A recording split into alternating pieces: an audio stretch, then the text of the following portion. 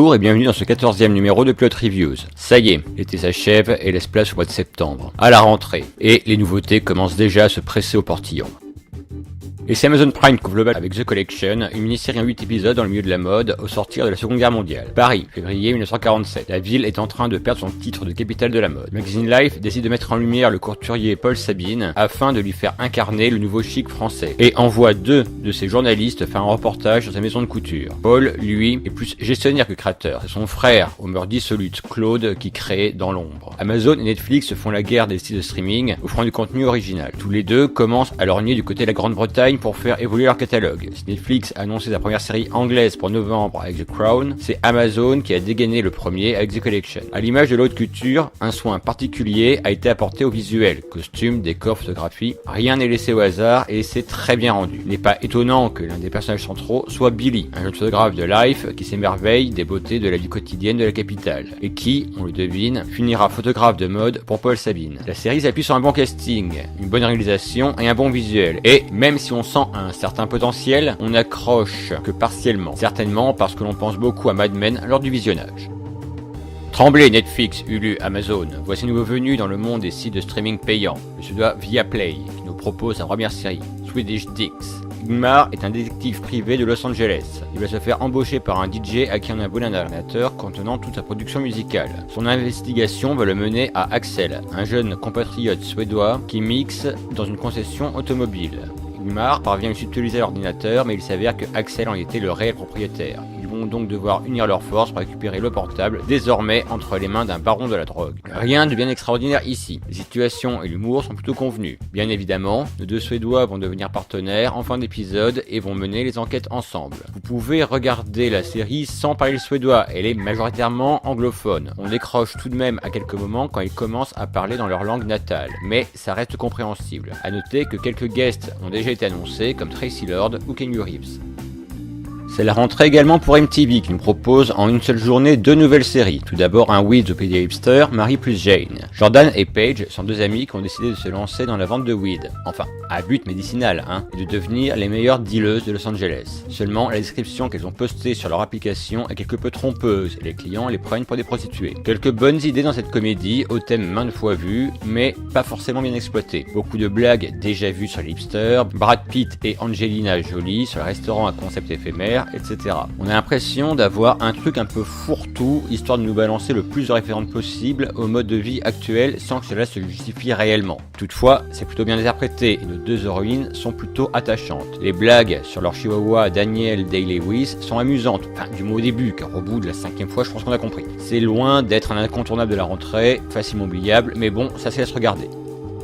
Seconde série lancée sur MTV, la vie d'une actrice en galère, loosely exactly Nicole. Nicole vit dans la vallée aux abords d'Hollywood en compagnie de son colocataire Gay Devin. En attendant de réussir à décrocher un rôle, elle fait du babysitting et n'hésite pas à utiliser le gamin dont elle s'occupe pour passer des castings. Parallèlement, Devin s'est pris un vent après avoir fait une fellation à un bicurieux et cherche au moyen de faire la parfaite pipe pour garder le bel étalon dans son lit. Après l'arrêt de Awkward et Faking It, MTV cherche à relancer son stock de comédie et quitte le cadre lycéen pour se concentrer avec Marie plus Jane, son univers un peu plus adulte. On peut penser au visionnage de notre pilote et des séries comme Lady Dynamite sur Netflix, où Maria Bamford parodiait sa vie d'actrice, et c'était peut-être pas un hasard, puisque Nicole Byers, qui interprète son propre rôle dans la série Loosely Exactly, y a également joué. La série repose entièrement sur sa performance. Nicole se donne le beau rôle, mais sait également faire preuve d'autodérision. L'humour, plus ou moins efficace avec des blagues sur les castings, sur Tinder, sur les gays ou les enfants, est présent et parvient parfois à nous faire sourire. Pour le moment, hormis Devin, les personnages secondaires ne sont pas vraiment développés, à voir comment cela évoluera quand ils prendront ou pas un peu plus d'importance.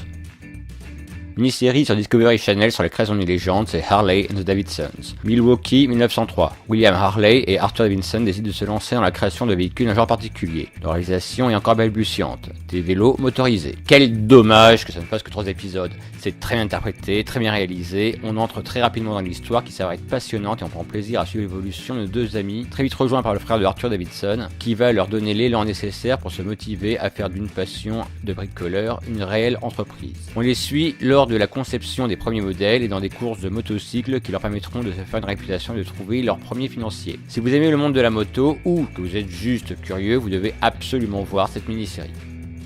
Donald Glover avait quitté un peu précipitamment le casting community pour se concentrer sur un projet personnel que l'on voit enfin aboutir, Atlanta sur FX. Ernest Marx est un loser sans abri qui vivote en grattant des sous à ses parents et en vendant des cartes postales dans un aéroport. Il décide de retourner à Atlanta, sa ville natale, lorsqu'il va découvrir que son cousin Alfred Miles, aka Paperboy, est vu comme étant le prochain rapport à succès et va chercher à devenir son manager. Comédien, réalisateur, scénariste, musicien sous le pseudonyme de Childish Gambino, Donald Glover est un homme multicasquette et FX lui a donné carte blanche pour cette série sur la scène rap d'Atlanta, et ça valait le coup. La série semi-autobiographique arrive à jongler entre humour et moments plus sérieux, arrive à bien faire ressortir la difficulté de la jeunesse nord-américaine. L'atmosphère de la ville natale de Donald Glover est très bien rendue par Hiro Murai, un vétéran du vidéoclip qui a réalisé les 4 premiers épisodes. Intelligemment écrit, très bien réalisé, on en redemande.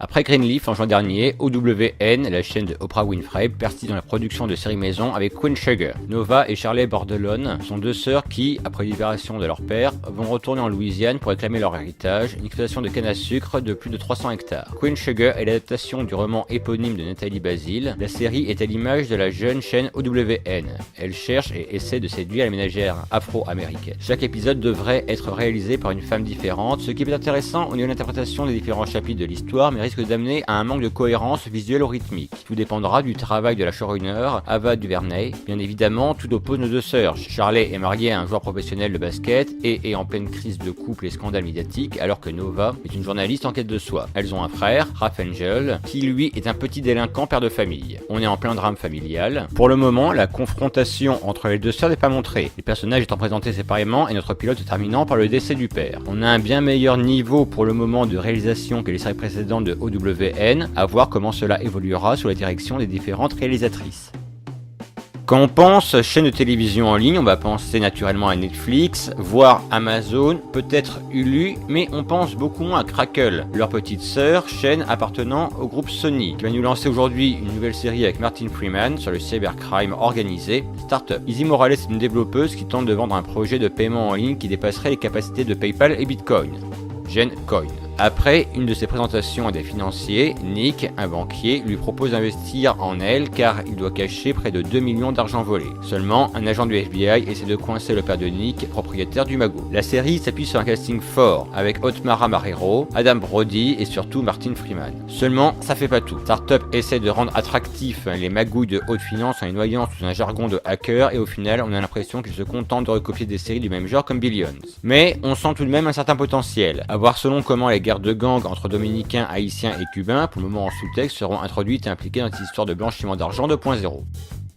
On penserait que ce serait une saga de l'été et finalement ce sera une saga de la rentrée. La vengeance aux yeux clairs sur TF1. Il y a 10 ans, la mère et le frère d'Emma sont tués dans un accident de voiture, peu après le décès accidentel de son père. Gravement touchée, Emma va être cachée en Suisse par sa tante et déclarée morte afin que la jeune fille échappe à la vendetta dont est victime sa famille. Emma revient aujourd'hui à Nice sous le nom d'Olivia pour se venger de ceux qui ont commandité la mort de ses proches. Elle réussit à se faire embaucher comme avocate auprès de la famille Chevalier responsable du drame qui l'a touchée. On a un point de départ intéressant, quelque peu calqué sur la série Revenge, mais qui suit un développement différent. Chaque épisode s'articule autour d'une revanche ciblée sur une personne impliquée dans l'accident. Sur le papier, ça peut vraiment donner envie. On veut y croire. Le premier épisode commence fort avec des images chocs très bien réalisées et on rentre rapidement dans l'histoire. Mais bon, ça retombe très vite. Déjà, l'interprétation de notre héroïne par Laetitia Milo qui récite son texte d'une voix monocorde, putain de jeu à la française, est un gros frein. Et puis, chaque épisode étant centré sur une personne, on voit arriver le dénouement de loin. Et c'est prévisible au possible. Bref, de bonnes idées, malheureusement très mal exploitées.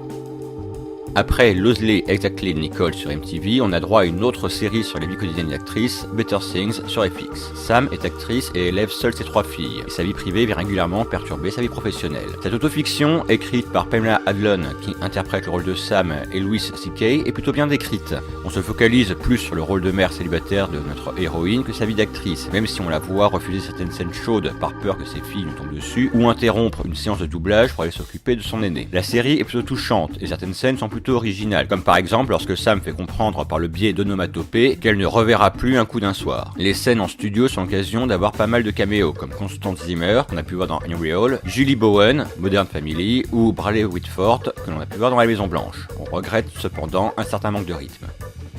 Comment passer de Marines à tueur à gages, c'est le thème de Query sur Cinemax. McConaughey est un tireur d'élite de retour de la guerre du Vietnam. Malgré le fait qu'il ait été blanchi par rapport à une attaque meurtrière là-bas, son retour ne va pas être facile. Victime d'un syndrome post-traumatique, il peine à conserver des petits boulots et à se refaire à la vie civile. Un de ses compagnons d'armes lui proposait de l'assister dans une mission en tant que tueur à gages, qui va mal se dérouler. Il va se retrouver coincé, obligé de continuer à tuer pour vivre. Une très bonne série en devenir, inspirée par la trilogie de BD de Max Allan Collins, Les Sentiers de la Perdition. Encore un poil hésitante mais pleine de potentiel. On rentre petit à petit dans l'histoire pour finir par être pris. Les passages nous présentant de manière imagée son trauma rendent vraiment bien. Comme de tradition actuellement, le pilote est un peu trop long et beaucoup de passages auraient pu être supprimés, mais en même temps cela aide à bien poser l'atmosphère. Les années 70 sont très bien rendus, que ce soit au niveau visuel ou par le biais de la musique. Si l'histoire en elle-même n'a rien de vraiment bien original, on reste pour l'ambiance. À voir.